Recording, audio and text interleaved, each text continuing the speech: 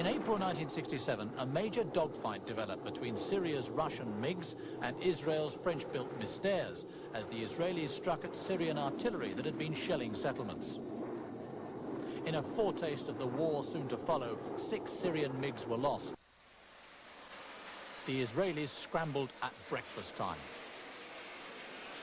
In the first wave, French-built Mystère fighter bombers.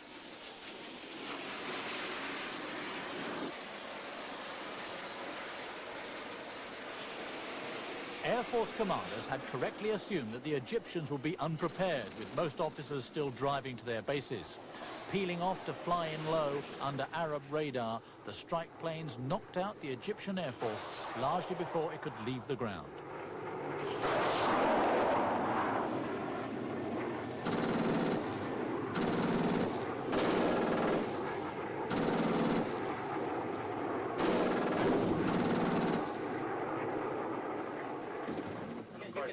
Air crews flew some 500 sorties before mid-morning.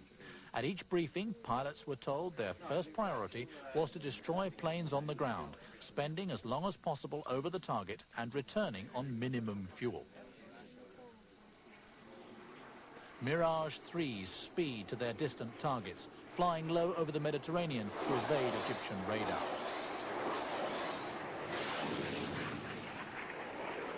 Some Egyptian MiGs escaped the onslaught.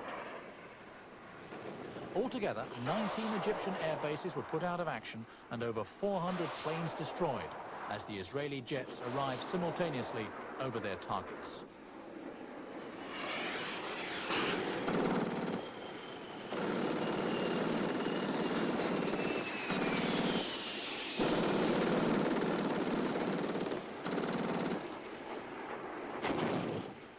Those Egyptian planes that did get airborne were destroyed in dogfights.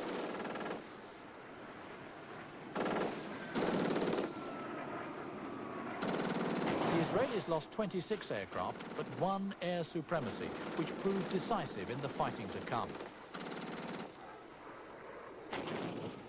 This remarkable achievement was summed up by its architect, the daring and innovative Israeli Air Commander, Major General Mordecai Hod. The Egyptian Air Force was destroyed, or almost destroyed, in 3 hours. Matter of fact, a little bit less than 3 hours, but I'll make it a round figure. The achievement, of course, was made by pilots, very young ones. The average age of the Israeli pilots is about 23. They are all trained here by the Israeli Air Force, and now I can say they are the best pilots in the world. Now, Israeli training aircraft, modified to take rockets, joined the attack on the disintegrating Egyptian armies. They swooped on the fleeing convoys as they converged on the bottleneck of the Mitla Pass, just 20 kilometers from the Suez Canal.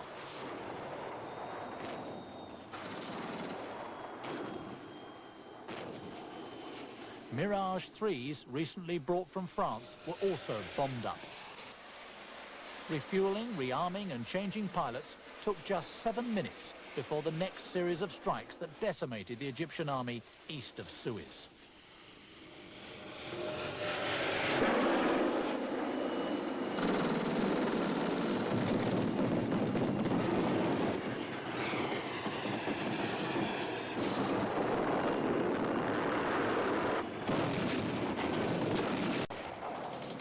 The brigade finally broke through the Jordanian lines to seize the mountain ridge and road connecting Jerusalem and Ramallah. And Israeli jets used their air supremacy to decimate fortified positions outside Jerusalem and any attempts to reinforce them.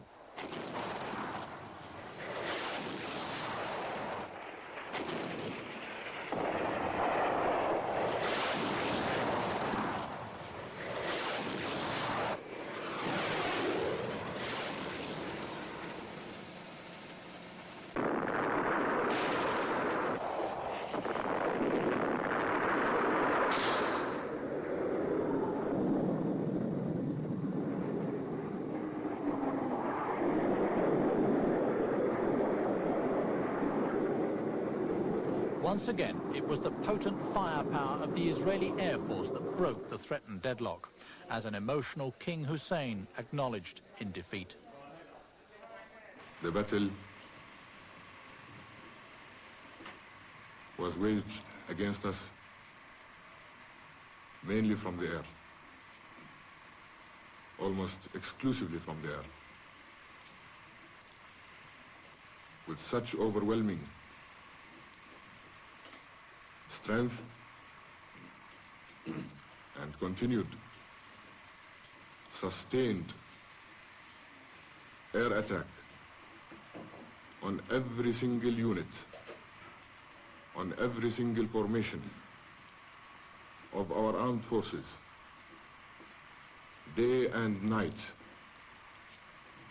right till last night.